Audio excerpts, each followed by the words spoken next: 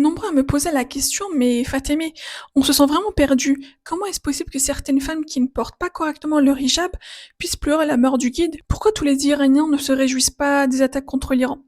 Cette question est totalement légitime. Pour y répondre, il faut comprendre que la société iranienne est profondément complexe. Et cette complexité repose notamment sur deux éléments clés. D'abord la mémoire collective de la guerre Iran-Irak et ensuite le nationalisme iranien. D'abord la guerre entre l'Iran et l'Irak de 80-88 a marqué chaque famille. Elle a laissé des milliers d'orphelins, des anciens combattants amputés, des victimes des armes chimiques utilisées par Saddam.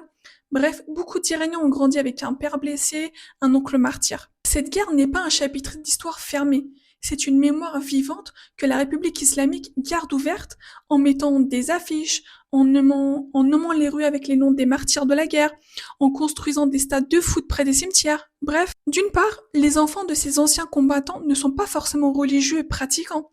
Certaines femmes peuvent ne pas porter le voile parfaitement, certaines critiquent même la politique, mais cela ne signifie pas qu'elles acceptent une attaque étrangère contre leur pays.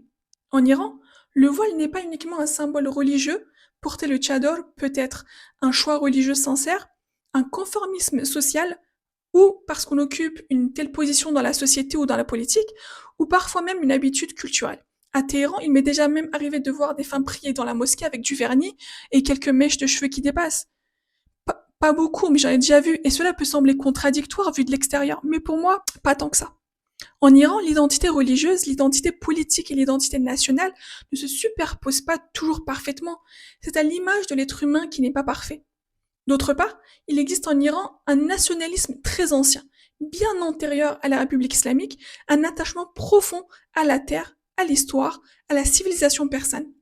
Les gens que vous voyez dans les manifestations pour le guide ne sont pas forcément musulmans, ils peuvent être chrétiens, juifs, zoroastriens, ou même athées tout simplement. Ces femmes peuvent être critiques envers le pouvoir et refuser qu'une puissance étrangère intervienne. Ce n'est pas une contradiction, c'est une distinction entre le pouvoir politique et la patrie. Pour finir, comprendre l'Iran, c'est comprendre que c'est une société traversée par des tensions, marquée par une mémoire de guerre traumatique et un profond attachement à sa souveraineté. Comprendre les Iraniens, c'est comprendre qu'ils n'aiment peut-être pas la politique intérieure et en même temps refuser toute agression extérieure pour tuer telle ou telle personne qui seront de facto remplacées.